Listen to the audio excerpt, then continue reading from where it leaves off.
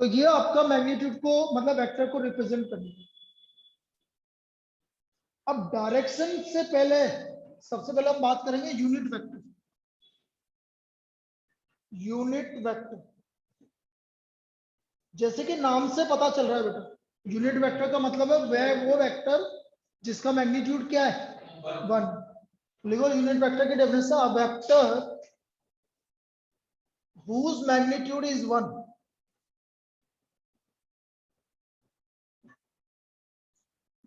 is known as unit vector.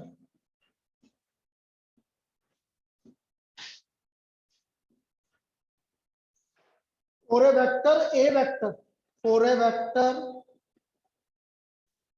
ए के ऊपर vector लगा दिया, unit vector is given by unit vector.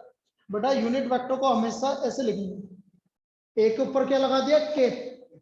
इसको क्या डिनोट करेंगे, ए के। क्या लिखेंगे, for a unit vector A vector unit vector A के, ये हो जाएगा बेटा A vector upon magnitude of modulus of A vector. किसी भी वेक्टर को उसके मैग्नीट्यूड से यदि आप डिवाइड कर दोगे तो आपको कौन सा वेक्टर मिल जाएगा, यूनिट वेक्टर मिल जाएगा। और जिसको कैसे लिखते हैं, ए के ऊपर केप लगा दो। केप लगाने का मतलब अंडरस्टूड है कि वो यूनिट वेक्टर। यहां तक ठीक है बेटा, ऑनलाइन क्लियर। सर मैग्नीट्यूड क्या होता है? मैग्नीट्यूड बता रहे हैं ना, जो उसका वैल्यू मतलब जितने लेंथ का है, मैग्नीट्यूड मतलब लेंथ, कितने लेंथ का वेक्टर, उसकी ओके लेंथ सर। कितनी है, ठीक है ना। वो अभी समझाएंगे कि कैसे निकालते हैं मैग्नीट्यूड। Okay sir. भाई लास्ट ईयर आपने लास्ट ईयर क्या 10th में डिस्टेंस फॉर्मूला से डिस्टेंस निकाली थी ना आपने किसी पॉइंट की, तो वो जो लेंथ आ रही है वो क्या कहलाएगी, उसका मैग्नीट्यूड कहलाएगी। सिंपल सी बात है, अभी बता रहे हैं अभी किस तरह से निकालते हैं। अब क्या होता है कि हमारे पास 3 डायमेंशनल फिगर है भाई यहाँ पर।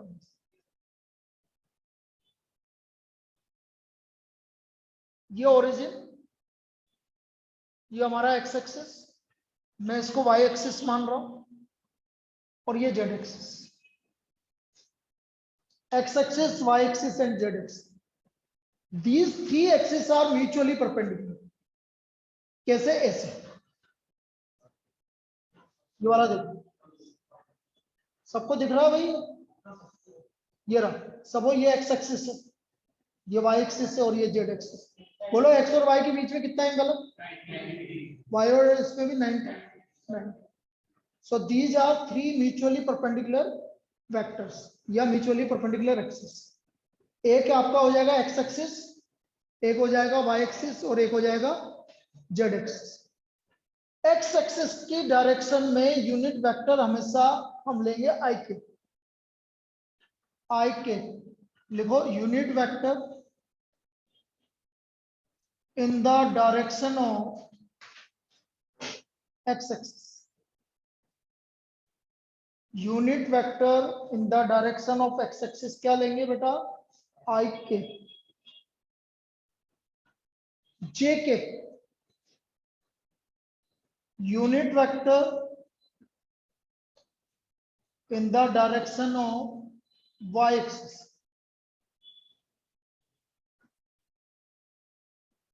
j k के unit vector in the direction of z axis। Unit vector in the direction of z axis, इतना लिख लीजिए बेटा पहले। जे के ऊपर केप लगा, जे के ऊपर केप लगा, जे के। एक बार देख लो कौन कौन है, आंचल, अनिमेय, ज्योतिमय, करण, प्रियांशी, रोहित, श्रुति, वरा, यश। पीतल गायब, बहुत बढ़िया।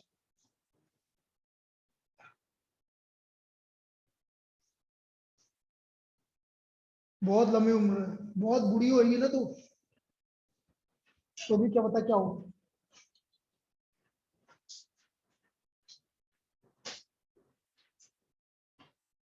लेट कैसे, जल्दी लिखो ये नहीं तो गड़बड़ हो जाएगा। पहले वो लिखना यूनिट वेक्टर, फिर इसके बाद ये बनाना, क्योंकि इसमें 5-10 मिनट लेट का भी मतलब खतरनाक वाला मामला है।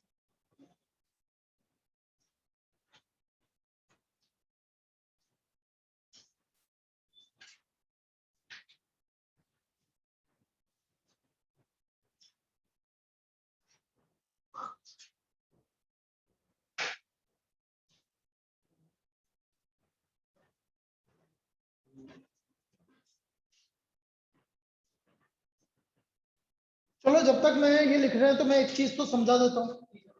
सबो ये पॉइंट है, यहाँ पर कोई पॉइंट है P, और मैंने मान लिया x का कोऑर्डिनेट है 2, y का कोऑर्डिनेट 3 और z का कोऑर्डिनेट सपोज 5 है। ये हमारा P पॉइंट हो गया।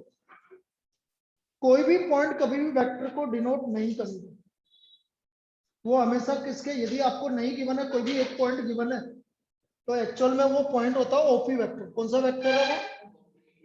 तो मैं यहाँ ओपी वेक्टर ऐसे लिखूंगा, ये x का वैल्यू है 2 और x एक्सिस की डायरेक्शन में यूनिट वेक्टर कितना है i k, तो 2 i k प्लस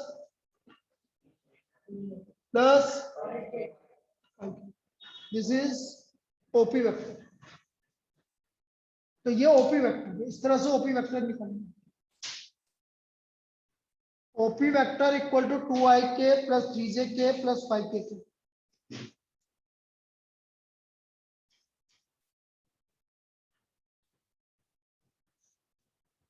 कोई भी वेक्टर को लिखने का तरीका,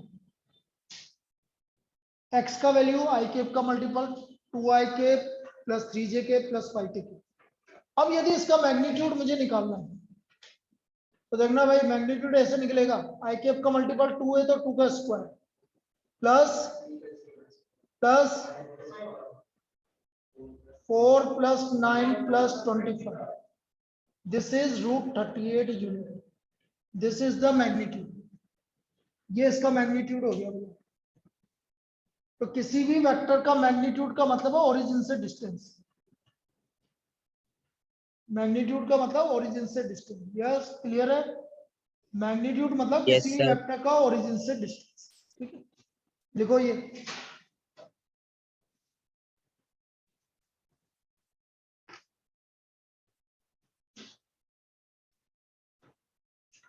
दिवाली से पहले मैं ये चैप्टर पूरा करवा दूंगा, वेक्टर और 3D,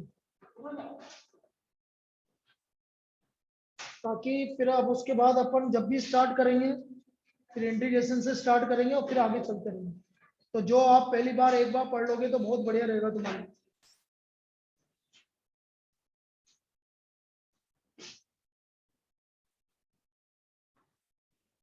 चैप्टर बड़ा इंटरेस्टिंग है, पहले बोल देता हूँ, मेरा तो सबसे फेवरेट चैप्टर है वेक्टर 3। ठीक है, बहुत इंटरेस्टिंग है, बहुत मजा आएगा इसको करने में।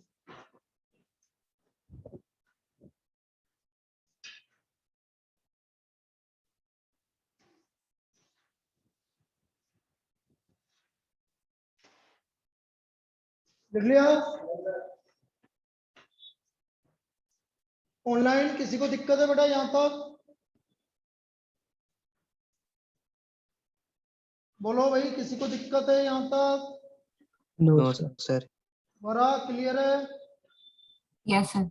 अभी तो बेसिक है, ये तो तुम फिजिक्स में भी इतना तो पढ़ चुके होंगे।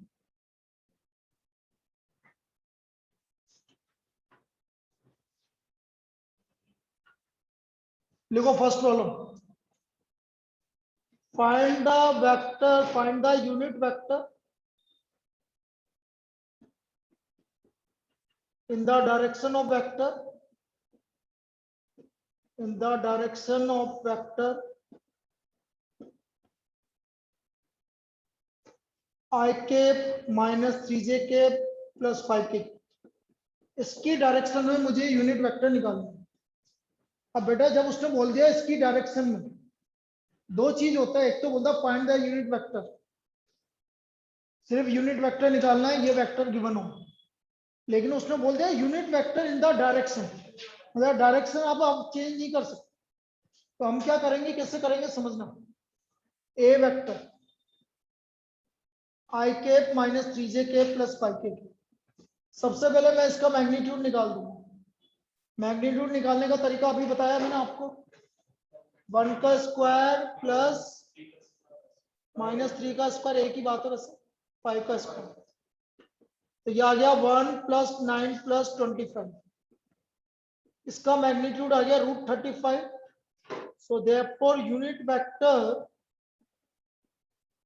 in the direction of vector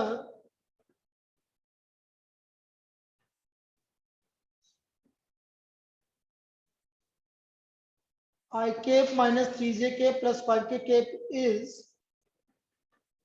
I cap minus 3j cap plus 5k cap divided by √35. This is the unit vector. ये इसका unit vector आ गया. This is unit vector. लिख लीजिए. क्लियर है बेटा? ऑनलाइन अनिमे क्लियर है? Yes, sir. प्रियांशी, रोहित, श्रुति, yes. Yes, sir. यदि दिक्कत आए तो बोल देना बेटा.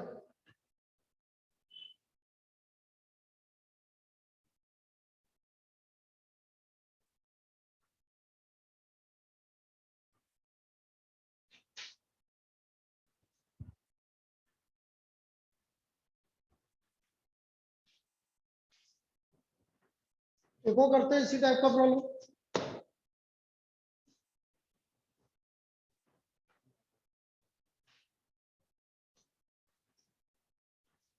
Find the unit vector. Find the vector of magnitude 7 unit in the direction of vector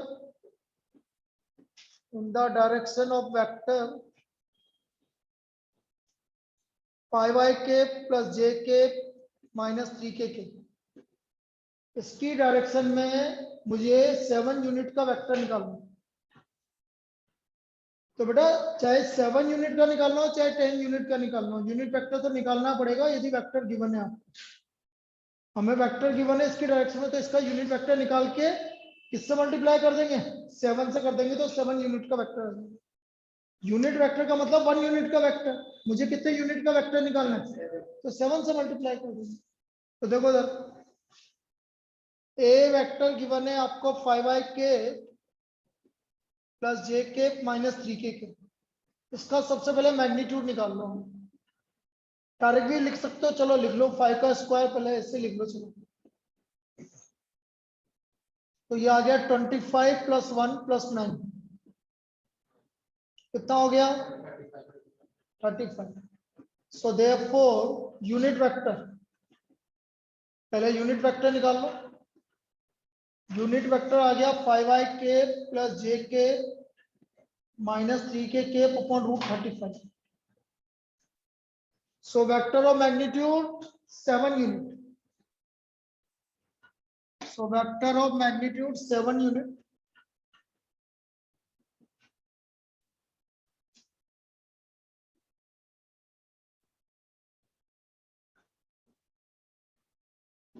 Is equal to 7 multiplied by 5i k plus j k minus 3k k upon √35. बस ये answer है. इस तरह से निकालेंगे भाई 7 यूनिट का vector. आया? किसी को दिक्कत है बेटा इसमें?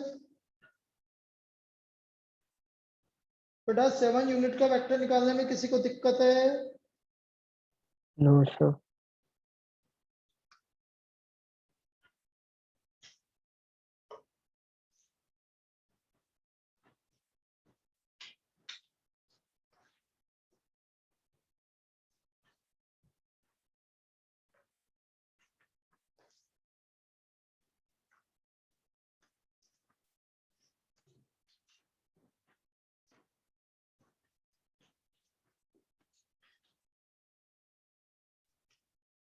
इसके बाद लिखेंगे हम, यदि ये लिख लिया हो तो,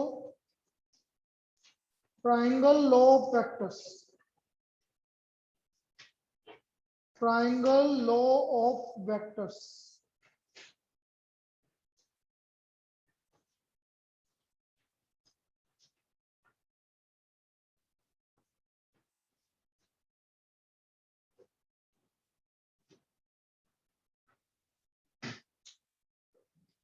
बेटा आज दोबारा कनेक्ट करेंगे बेटा, अभी बंद हो जाए तो दोबारा कनेक्ट करना है आज।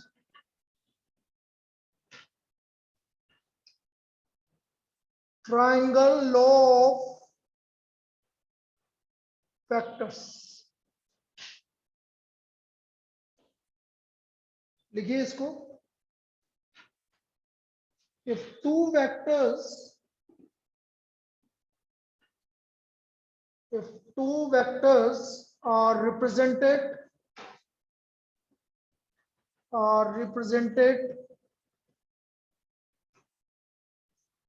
in magnitude and direction,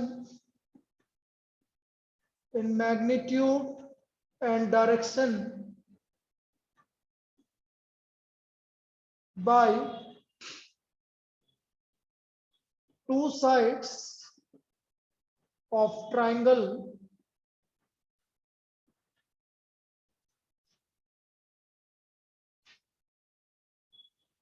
taken in the same order, मतलब एक ही direction, same order, then their sum is represented by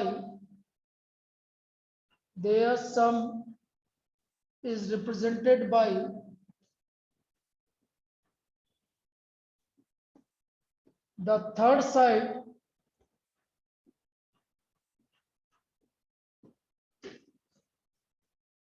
taken in reverse order। अभी समझा देंगे आप, तो ये डेफिनेशन है, ये तो समझ लो, लिख लो बस, लेकिन समझने का तरीका अलग है। अब तो पहले डेफिनेशन लिख लो, फिर समझाते हैं कि क्या बोल रहे हैं। Taken in reverse order, if two vector are represented in magnitude and direction by the two sides of a triangle taken in order, then their sum is represented by the third side taken in reverse order। समझना भाई, ये जैसे ये triangle, मैंने बोला A B C, अब मैं बोल रहा हूँ कोई भी दो साइड है, सपोज ए बी का डायरेक्शन इधर है और बीसी का भी इधर ही, एक ही डायरेक्शन में ए बी और बी सी, वो क्या बोल रहा है, इन दोनों का सम इसके इक्वल। क्या बोल रहा है, A B vector plus equal to A B vector plus B C vector equal to A C vector, this is triangle law of. अब इसको अपन अपनी लैंग्वेज में समझे, कैसे समझना अपनी लैंग्वेज में, ये समझो। मैं यहाँ खड़ा हूं अभी तलवंडी, अब मैं गया एक तो छावनी चौराहा, तो मैं तो एक तो रूट पकड़ा मैंने, कौन सा, विज्ञाननगर वाला, ठीक है। और दूसरे में मैं दूसरी बार में सपोज ये गया, मानो ये गया दादावाड़ी घूम के, कहाँ गया, गए तो एक ही जगह पे, बेटा दोनों का डिस्प्लेसमेंट सेम, बस रूट अलग है, डिस्टेंस अलग फॉलो किया है, डिस्टेंस अलग आएगी, लेकिन आपको पहुंचे वहीं के वहीं, मतलब एक जगह से दूसरी जगह आपको सेम जगह पे पहुंचे। तो यहां पर भी यही कर रहे हैं, ए से गया बी, बी से गया सी, तो ए से कहां पहुंचा, सी पर, और दूसरा डायरेक्ट पहुंचा, तो दोनों सही जगह पहुंचा। इसका मतलब A B vector plus B C vector equal to A C. Displacement वही का वही होगा, चाहे इधर से जाओ चाहे वैसे आओ, क्लियर। तो ये है ट्राइंगल लॉ ऑफ। अब यहां पर एक चीज समझने वाली बात और है, सपोज कभी ऐसा आ जाए, आप गए ए वेक्टर, वैसे तो जनरली क्या करते हैं बेटा, ए के सामने वाले को स्मॉल ए लेते हैं, बी के सामने वाले को हमने स्मॉल बी लेते हैं, और सी के सामने वाले को हम क्या लेते हैं, स्मॉल सी। अब मैं यहां से चला, तीनों का एक ही डायरेक्शन में, वापस वहीं पहुंच गया, तो इनका डिस्प्लेसमेंट क्या होगा भाई, मैं तलवंडी से निकला और घूम फिर के वापस तलवंडी इसी जगह पे आ गया, तो मेरा डिस्प्लेसमेंट क्या होगा, जीरो होगा। इसका मतलब यहाँ पर क्या होगा, A vector plus B vector plus C vector equal to zero, इस केस के लिए, क्लियर। ऐसे लिख लीजिए इसको। तो this is known as triangle law of vector, और ये सबसे ज्यादा यूज में आएगा, triangle law of vector. A vector plus B vector plus C vector equal to 0 vector.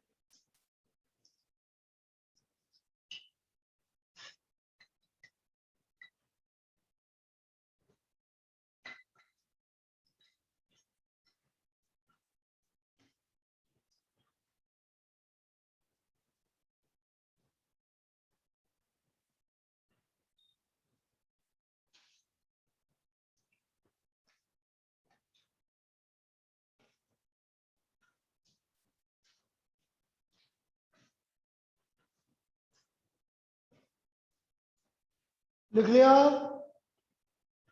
Online सबने लिख लिया? Yes, sir.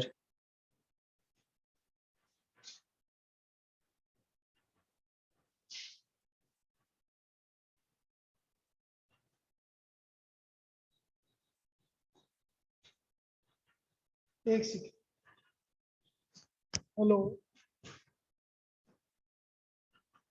क्लास चल रही है ना?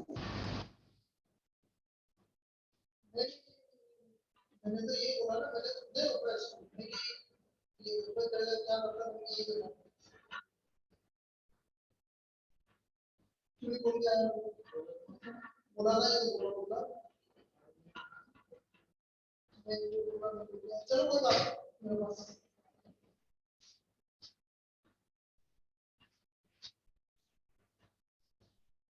चलिए अगला लिखो भाई, parallelogram law of addition of vectors. Parallelogram law of addition of vectors.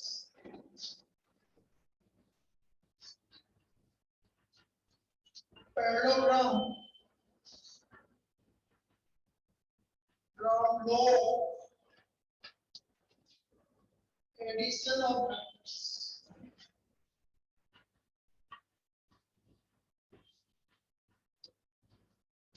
इसको लिखेंगे हम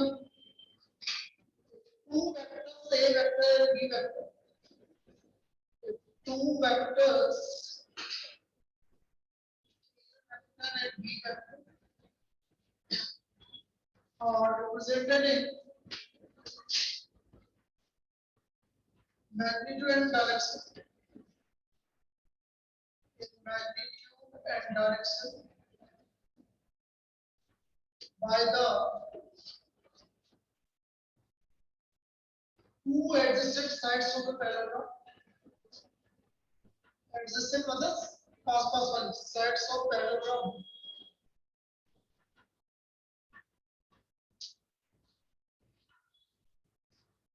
Two adjacent sides of the parallelogram. Their sum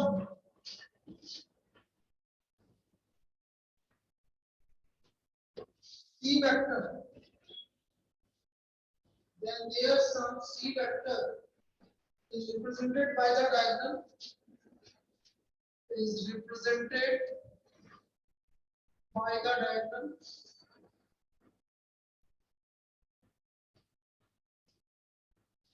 which is co-initial with the given vector, which is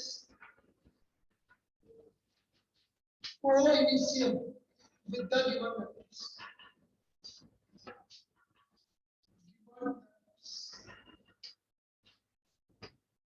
Which is co-initial with the given vectors.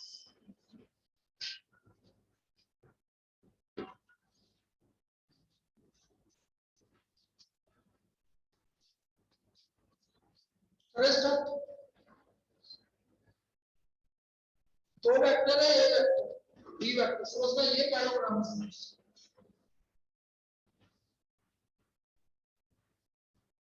मैं मान रहा हूँ कि पहला vector O A vector एक साइड है और ओ बी वेक्टर ओ एक साइड। इसको ए वेक्टर से डिनोट किया मैंने, उसको बी वेक्टर से। ये दो ऐसे एडजेसेंट साइड्स ओ वेक्टर और ओ बी वेक्टर। तो ये बोल रहा है कि जो इसका ये डायगोनल होगा ना, ये जो हमारा डायगोनल होगा ओसी वेक्टर, ये किसका सम होगा? इन दोनों का सम। वो ऐसा होगा ओसी वेक्टर के किनका सम होगा? ए वेक्टर और बी वेक्टर का सम। अब कैसे होगा समझो, इसका डायरेक्शन में इधर बनाऊंगा in triangle OBC. OBC triangle दिख रहा है, मैं इसका ट्रायंगल लूंगा ट्रायंगल लो किसे लगेगा बेटा OB vector BC vector equal to ये हमारा ट्रायंगल है। अच्छा ओबी वेक्टर किसके इक्वल है? चलो ओबी वेक्टर तो लिखा देता हूं बीसी वेक्टर किसके इक्वल है? ओबी वेक्टर के इक्वल। अरे मैं ये दोनों को भी लिख दिया। चलो कोई बात दोबारा OA vector AC vector equal to OC. बेटा एसी वेक्टर ध्यान से देखो किसके इक्वल? ओबी वेक्टर दोनों पैरेलल है और एक ही डायरेक्शन में ऊपर की तरफ, इसलिए एसी वेक्टर किसके इक्वल है? बोलो ओबी वेक्टर। एसी वेक्टर किसके इक्वल है? ओबी वेक्टर। अब ओए वेक्टर किसको डिनोट कर रहा है? बोलो आया कि नहीं आया? ए वेक्टर और B vector equal to C vector, मतलब इसका डायगोनल जिसको हम बोलेंगे रिजल्टेंट, यहाँ पर रिजल्टेंट बोलेंगे, इसका रिजल्टेंट क्या होगा? A vector plus B vector. अरे कहाँ समझाना है? बोलो समझ में आया? OA vector equal to C vector, triangle OAC में समझ में आ गया? पैरेललोग्राम भी तो बोला, पैरेललोग्राम में साइड इक्वल होती तो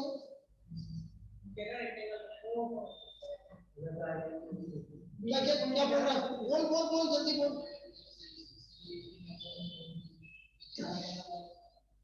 राइट एंगल से क्यों आएगा? पैरेललोग्राम में आप ये दोनों इक्वल होंगे कि नहीं? और एक ही डायरेक्शन में पैरेलल है ना?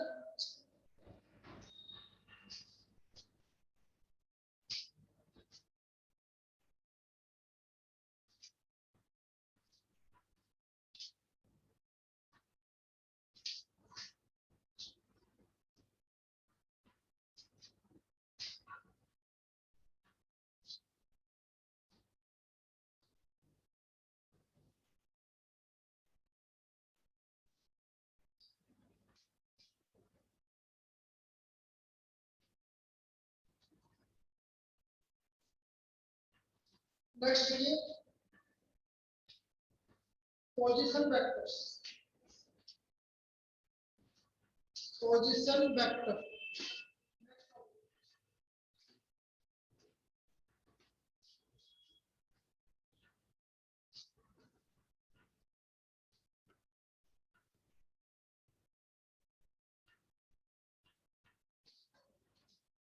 Position vector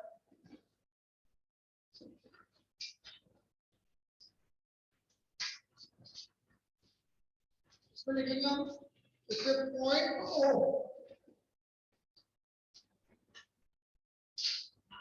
fixed as origin, ये बहुत कम में आएगा position vector. Fixed as origin in space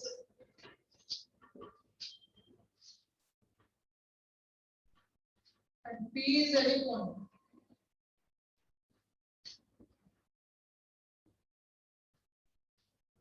then OP vector is called position vector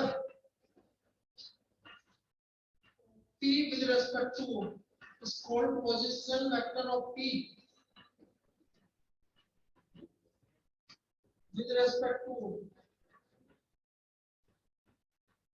इसका यूज क्या है वो समझना, with respect to O।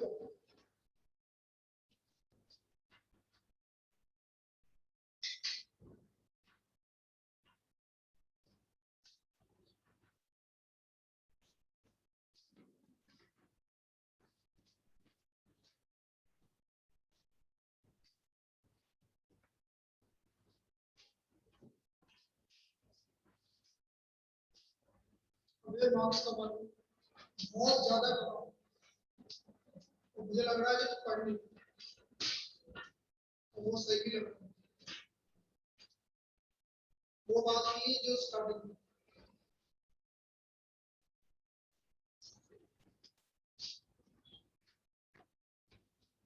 मतलब इसको यूज कैसे करेंगे समझो।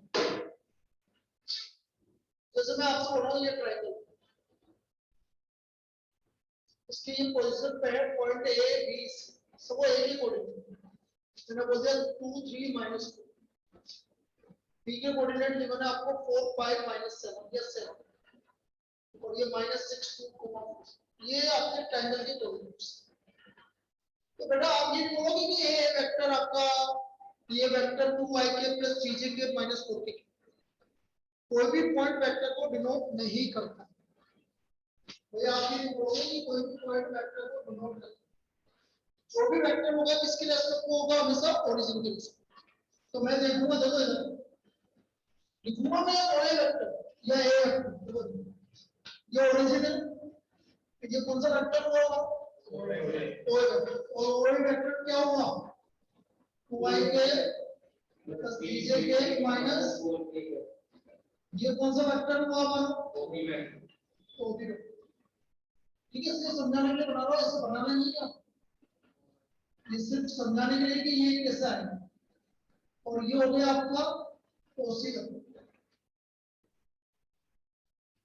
-6i के प्लस 2j के प्लस 4b,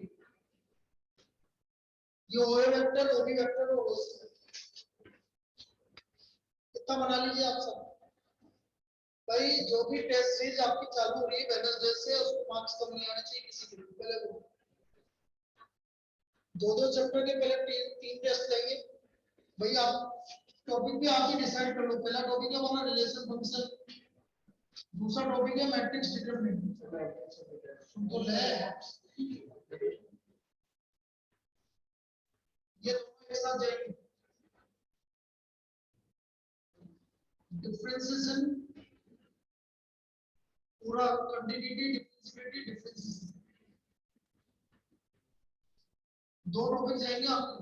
तो पहला टॉपिक तो ये हो गया, फर्स्ट और सेकंड थर्ड और फोर्थ, ये पूरा एक टॉपिक जाएगा।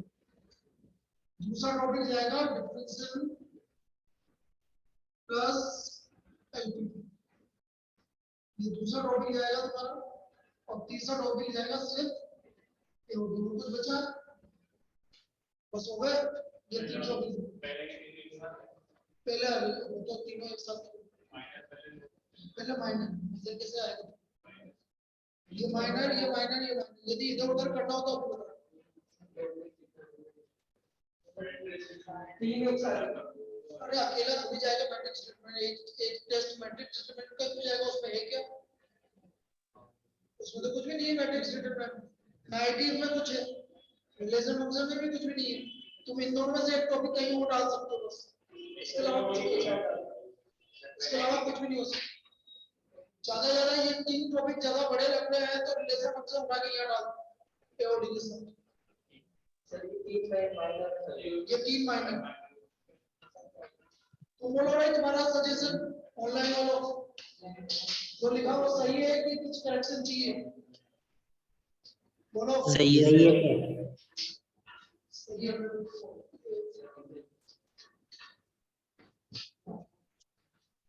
अब देखो तुम्हारा वेडनेसडे को तुम तैयार हो, ये फर्स्ट टेस्ट के लिए गिवन देते और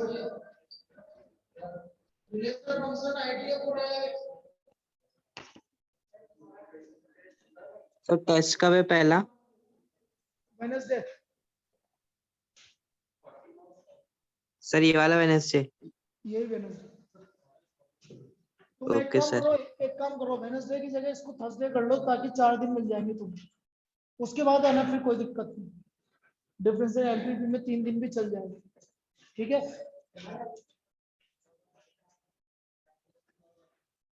हो जाएगा, चिंता क्यों करना, और नहीं होगा तो जितना होगा उतना देगा ना, क्या दिक्कत है, और वैसे उसमें कुछ भी बचेगा नहीं।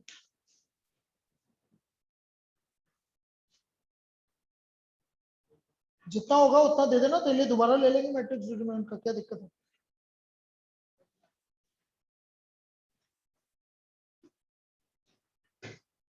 चलिए भाई अगला देखो। हाँ भाई मैंने क्या बोला, ये लिख लिया सबने, ओ A vector OB vector OC vector. अब देखो मुझे निकालना है ए बी वेक्टर,